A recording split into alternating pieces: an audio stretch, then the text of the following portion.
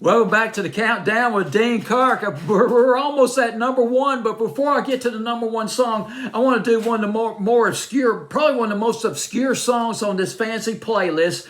Of course, if you look at the back of this fancy playlist, I've got a lot of records that I'm on, a lot of records that I've added on here. Unfortunately, due to the time constraints, and indeed, to be honest with you, it took me a little bit longer to do the countdown this fancy playlist than I had expected, but I think I've done 2 top 40 extras, although this is a 45 song playlist, but still.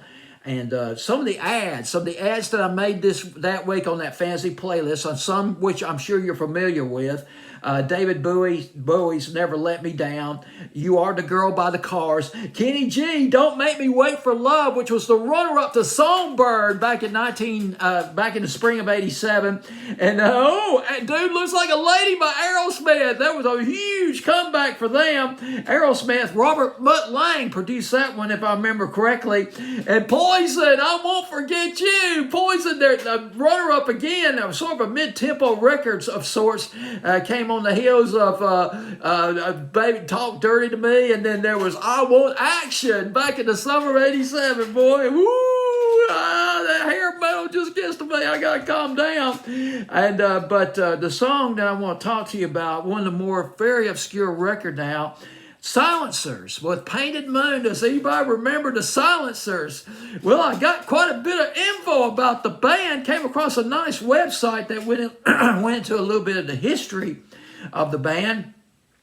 And top 40 extra on this fancy playlist. The Silencers, they're 4 Scottish guys. 1985 they formed. Jimmy O'Neill, Chop Burns, and Martin Hamlin and Joe Donnelly, original members of the band. I think they went through some personnel changes over the years. They released about a dozen albums. Their last album came out 2008. And they released a greatest hits album of sorts in the 90s.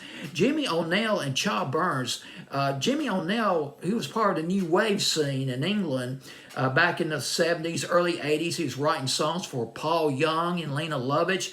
And Chop Burns, he was a backing guitar player for Adam Ant at one point between 1982 through 1984. He played in Adam Ant's backup band. It's not clear to me if he played just live or in sessions with Adam Ant when he was recording his records, but he was in a backup band. This would be the 1982, 1984 era. This would be the era of Goody Two Shoes and Desperate But Not Serious, and there were several others I just can't remember right off the top of my head.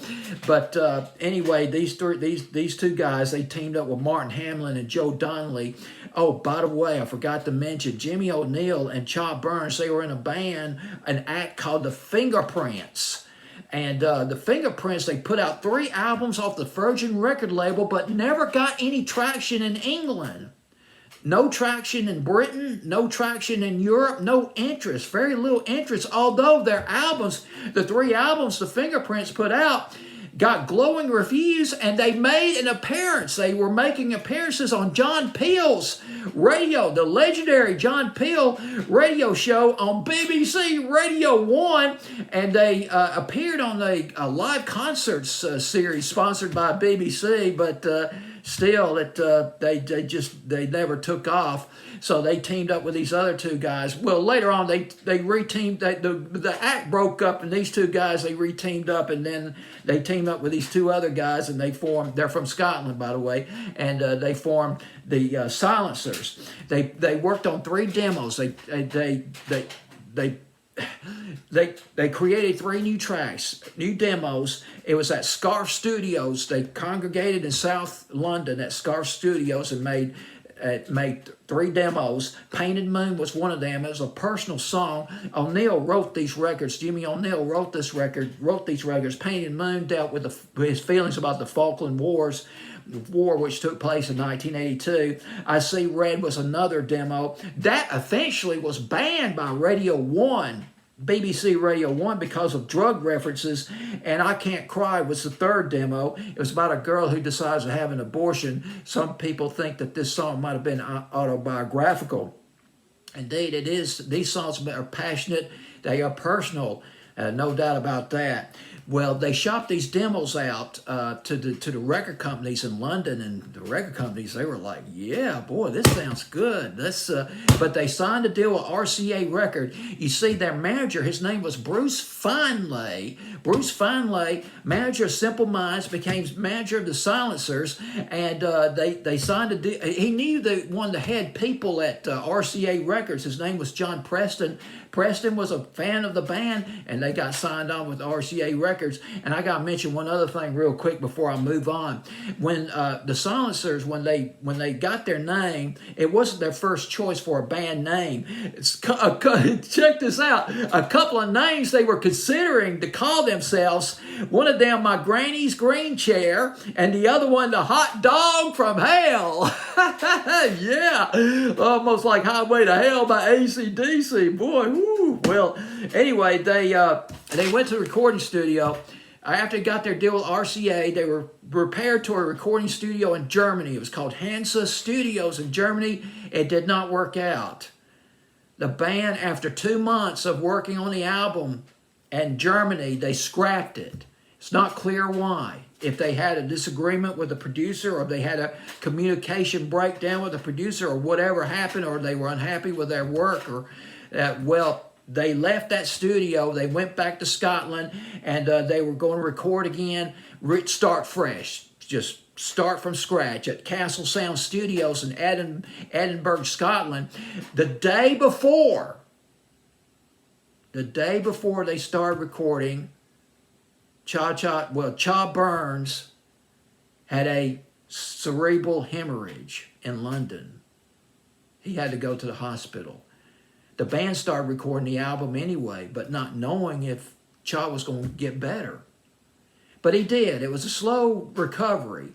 And he went back to Scotland. He started playing the guitar, but he had to learn the alphabet, his ABCs.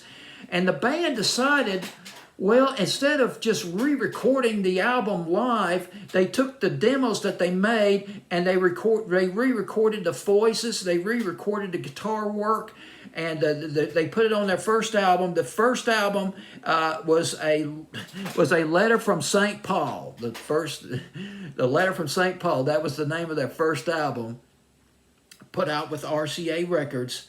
And there was something else I wanted to mention. I forgot. I tell you what. Let me go to part 2. I was going to divide this into 2 parts. That's part 1. I'm going to go ahead and do part 2 momentarily. So let's get on with it. Welcome to part 2 of the video with Dean Kirk, talking about Painted Moon by the Silencers, a top 40 or top 45 extra on my fancy playlist, August 29th, 1987. Boy, talk about fortune reversals, and this happened to this band. It's definitely been an up and down roller coaster situation. Let me explain. Now, it took about a year to make their first album. First album, of course, being called A Letter from St. Paul. They started working on this album in May of 1986, but it wasn't until April of 1987 before they released the album in England. And the deal was, when they were working on this album in Scotland, even after they re-recorded the vocals, the guitar from the original demos, of course, they had to record some other songs too to fill up the album. They sort of second-guessed themselves, and the group members they agonized over the album a little bit, but they finally put it out. It was ignored initially by British radio. Fortunately, that will not last forever, but in the spring of '87, it was ignored by British radio. But the Pretenders took notice, and they got the tour with the Pretenders across Europe, and the album, their first album, the song Painted Moon, started to pick up a little bit here in the United States. Not so much on the CHR radio stations. Most of them wouldn't even touch the Silencers. They would pretty much stick to the more established groups and the acts and all that. But I'm gonna get off my soapbox. I don't want to go there right now. But anyway, they were probably picked up by the college radio stations, also by the alternative radio stations. Not to mention MTV probably showed them a little bit of love too. As a matter of fact, I probably saw this video. I might have seen this video on Night Tracks on WTBS. They're really good about pushing some of these new bands, these hip new bands. Well, they came here to the United States. They toured coast to coast with the Squeeze. Not only that, they got a chance. They got a chance to play at the Madison Square Garden in New York City. Got to be heady stuff for a band that wasn't taking off in their home country. And here in the United States, a major market with the Squeeze. But about the day before the concert, just before they did the concert, Chop Burns had another convulsion, another hemorrhage. They thought the guy had a stroke and this was it. They would have to cancel the show. But miraculously, he had to go back to the hospital, by the way.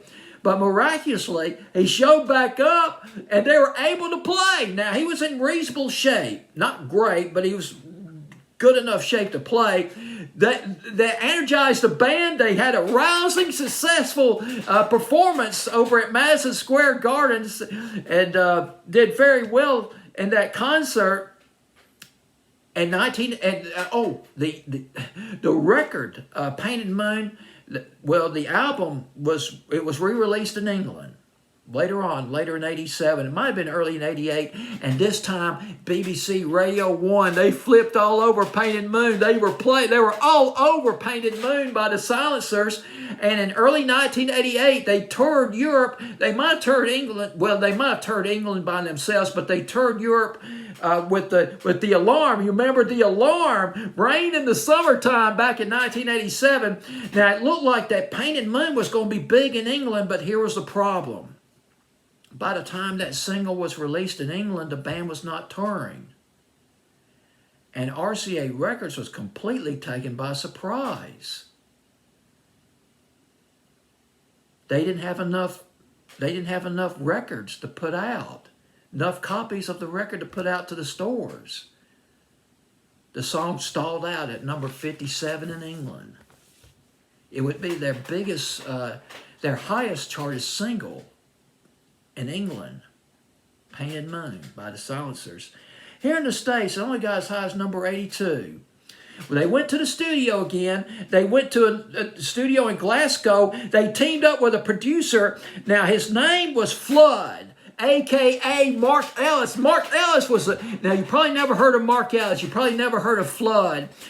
But behind the scenes, he's probably was a marquee name. He had worked with a lot of folks. New Order, Depeche Mode, the Charlatans, and he was one of the producers. At least he co-produced one of the biggest albums of the 90s, the Smashing Pumpkins, Melancholy, and the Infinite Sadness. He co-produced that or produced it, and he worked on this album. The second album was called A Blues for Buddha, and they toured Europe with the Simple Minds after they made the album. But Blues for Buddha did not do as well here in the States. It was more dream pop than the guitar-driven rock and roll, because beforehand their music was basically atmospheric pop, carbonated with jangling, almost hypnotic guitars and percussion. And apparently, from what I've read, this second album was more dream pop. It didn't connect as well. It didn't connect as well with the American audience as their first album did. And that's it. So there you go.